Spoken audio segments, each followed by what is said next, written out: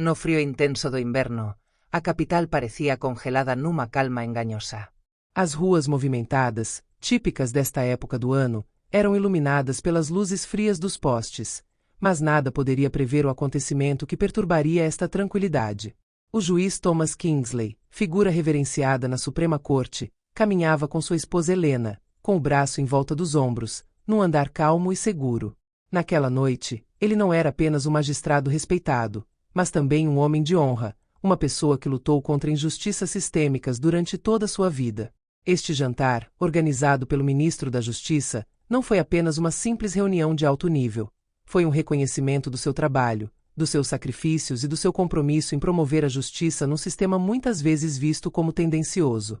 Mas o que deveria ser um momento de celebração e orgulho rapidamente se transformaria num pesadelo, numa cena de humilhação pública que mudaria para sempre o rumo da noite. O juiz Kingsley, com sua estatura imponente e carisma natural, usava um terno suntuoso. Cada passo parecia pesar na história do país, como se o seu simples movimento representasse anos de luta e ambição. Helena, com elegância discreta, seguiu de perto, o rosto iluminado pela admiração que sentia por ele. Era um casal poderoso, unido não só pelo amor, mas também pela história que teciam na área da justiça social. Naquele momento, nada sugeria a injustiça que estava prestes a explodir. Enquanto caminhavam pelo bairro Nobre em direção ao carro estacionado nas proximidades, um carro-patrulha parou de repente. Os pneus cantaram na calçada congelada antes que dois policiais surgissem com uma abordagem repentina, como se um incidente grave tivesse acabado de ocorrer. Os policiais, agente Morial e agente Dupuis, avançaram sem qualquer restrição, os rostos fechados, os olhares cheios de certo desprezo. Você, senhor, mostre-nos seus documentos, ordenou o agente Morial, com uma voz desprovida de qualquer cortesia. Ele não parecia ver além de sua própria autoridade e das regras que acreditava ter de impor sem exceção. O juiz Kingsley, a princípio desconcertado, respirou fundo. Uma tensão tácita pairava no ar, um forte sentimento de preconceito e suposição racial infiltrando-se na situação. Num tom comedido, mas firme, ele respondeu: "Sou juiz da Suprema Corte e não tenho nada a provar. Não fiz nada de errado." Sua voz, calma mas autoritária, ecoou no ar gelado da rua. Não havia dúvidas em sua mente quanto ao motivo dessa prisão. Mas os agentes da polícia, claramente mal informados, não pareciam apreciar a dignidade do homem que tinham detido. "Pedimos apenas que mostre seus documentos, senhor", respondeu o agente Morial com um sorriso forçado. "Não se ofenda, é procedimento. Estamos fazendo nosso trabalho." Helena, observando a situação que se degenerava rapidamente, tentou assumir o controle da situação, para acalmar as coisas. "Thomas, não fique chateado. Vamos apenas mostrar a eles nossos papéis e ir para este jantar", disse ela em um tom gentil, mas firme, na esperança de evitar um confronto que poderia dar errado. Mas a polícia, alimentada por preconceitos e pela sua própria autoridade, não atendeu aos apelos à razão. Atenseo aumento instantaneamente. O agente Dupuis, o elemento mais jovem e impulsivo da dupla, começou a levantar a voz. "Você ouviu o que sua esposa disse? Você vai obedecer ou eu vou te levar embora." Ele rosnou, como se a humilhação e a intimidação fizessem parte de sua vida diária. O juiz Kingsley, encurralado pela insistência da polícia e pela óbvia injustiça da situação, deixou que a raiva crescesse lentamente dentro dele. No entanto, ele não perdeu a calma. Ele respondeu com uma frieza que deixou o agente Dupuis sem palavras. "Não tenho nada a provar a policiais como você e não vou permitir que me tratem assim." O oficial Dupuis, preso à autoridade e à tranquila dignidade do juiz, tentou fazer um gesto repentino, agarrar o advogado para forçá-lo a submeter-se a uma busca ou a uma verificação mais intrusiva. Mas foi aí que Helena, em pânico mas determinada, avançou rapidamente, colocando-se entre os policiais e o marido. "Pare imediatamente. Meu marido é juiz da Suprema Corte", disse ela com voz firme e confiante. Com essas palavras houve um momento de espanto. A polícia, agora apanhada no impasse da sua ignorância e arrogância, congelou. Eles olharam do juiz para Helena, procurando desesperadamente uma maneira de justificar sua ação. Mas, no fundo, eles agora entendiam a extensão do seu erro. O silêncio instalou-se por alguns segundos, enquanto as testemunhas, numerosas na rua, começavam a pegar nos seus telemóveis. Murmúrios circularam, rostos voltados para o incidente. O descontentamento palpável transformou-se em apoio imediato ao juiz Kingsley. O ar frio da noite parecia esquentar com a indignação crescente que enchia a rua. O juiz Kingsley, controlando a respiração, olhou para os policiais com extrema frieza. Num tom implacável, anunciou, para que todos pudessem ouvir: "Vou atacá-lo por abuso de poder e racismo. O que você acabou de fazer é inaceitável. Não permitirei que esse tipo de comportamento seja tolerado, especialmente por parte daqueles que deveriam proteger e servir." A polícia, agora perturbada, começou a recuar, a sua arrogância dissipada pela realidade do momento. Eles perceberam que tinham acabado de cometer um erro que teria consequências muito maiores do que imaginavam. O juiz voltou-se para Helena, cujos olhos brilhavam com uma mistura de orgulho e preocupação. "Vamos para casa, mas este assunto ainda não acabou. Apenas começou", disse ele resolutamente.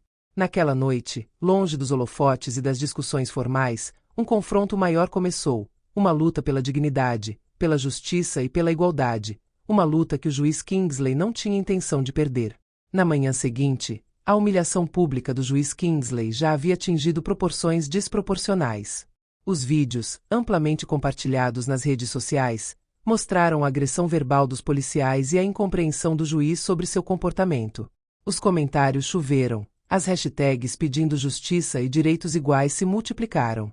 A repulsa da população era palpável, mas a divisão persistia. Alguns ainda defenderam a atitude da polícia, insistindo no respeito pela autoridade e pelos procedimentos, argumentando que não sabiam quem estavam enfrentando. Mas esta opinião parecia estar a tornar-se cada vez mais rara. A maioria das pessoas, chocada, não conseguia conceber que simples funcionários da força pública atacassem de forma tão brutal um homem respeitado, um juiz do Supremo Tribunal e, especialmente, um homem negro. Vozes políticas levantaram-se para expressar o seu apoio ao juiz.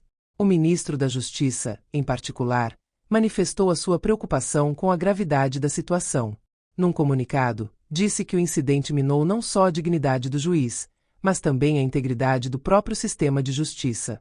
Mas foi sobretudo o discurso do presidente que impressionou. Com uma firmeza sem precedentes, condenou o ataque sofrido pelo juiz Kingsley, sublinhando que as instituições judiciais devem ser protegidas a todo custo. O presidente apelou às autoridades policiais para que implementassem medidas para erradicar tal comportamento nas suas fileiras. Segundo ele, tratava-se de uma questão de dignidade nacional, devendo ser enviado um sinal forte à polícia e à população para que tais actos nunca mais se repitam. No entanto, grande parte da discussão teve lugar nas ruas, onde as comunidades marginalizadas consideraram o incidente como mais uma confirmação da opressão sistêmica que enfrentam diariamente.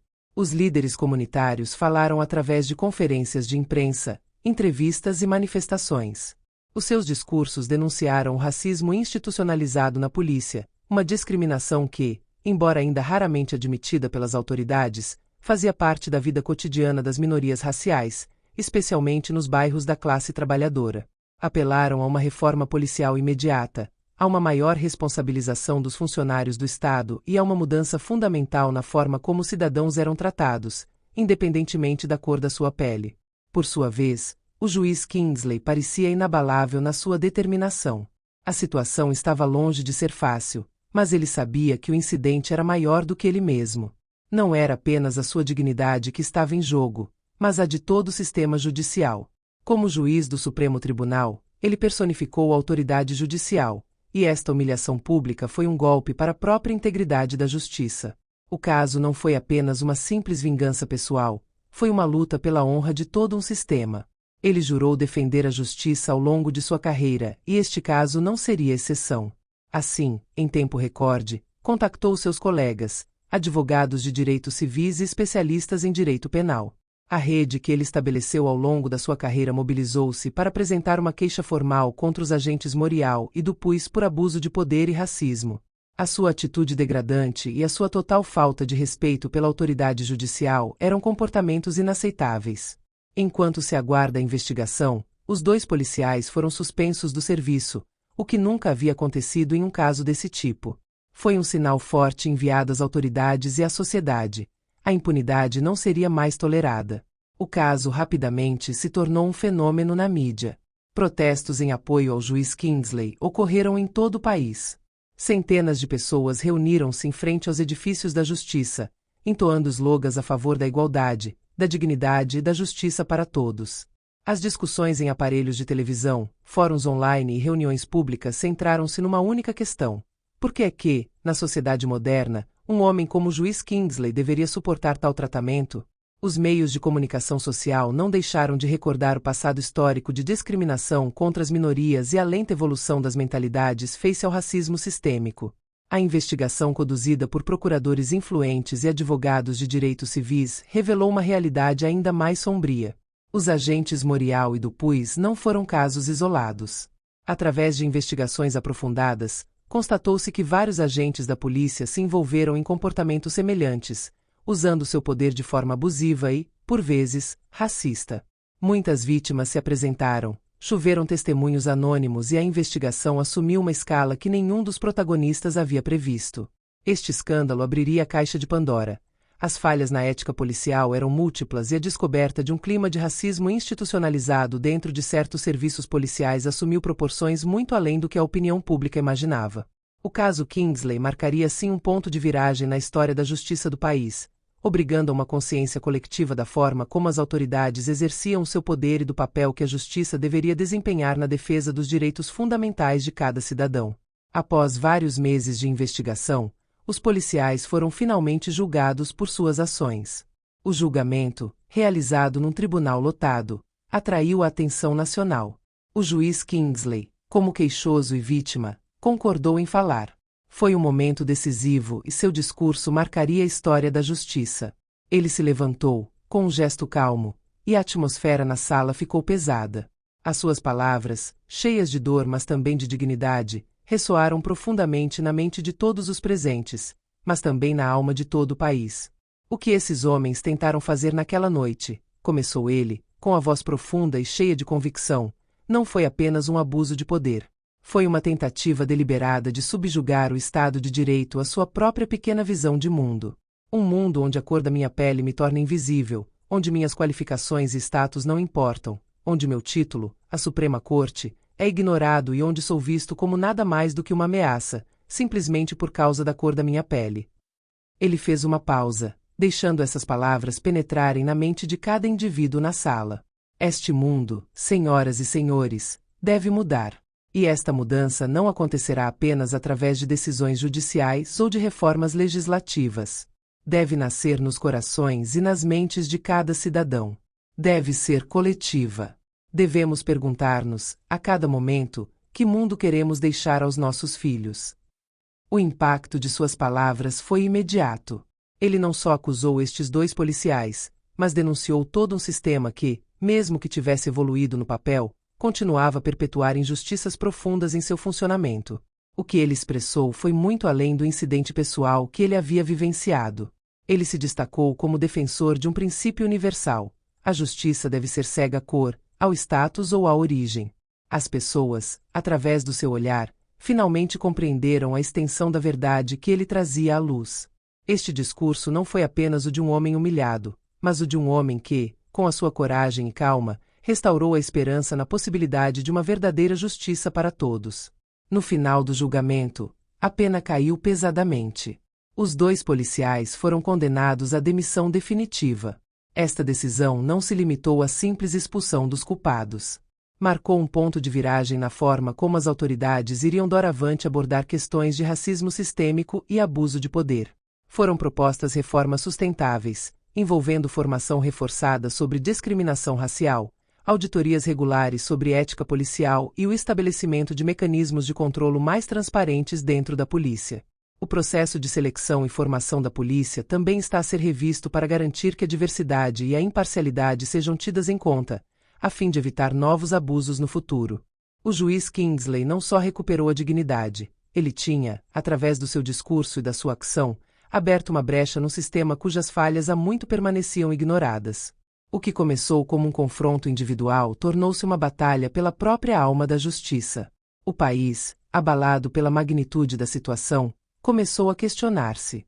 As discussões sobre as desigualdades raciais, A necessidade de reformar as instituições públicas e o papel das autoridades na construção de uma sociedade justa assumiram proporções sem precedentes.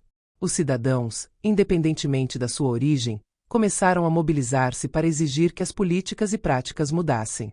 O sentimento de unidade face à injustiça tornou-se mais forte e a convicção de que o país poderia reformar-se tornou-se mais forte a cada dia. O sistema judicial, por seu lado, encontrava-se num ponto de viragem.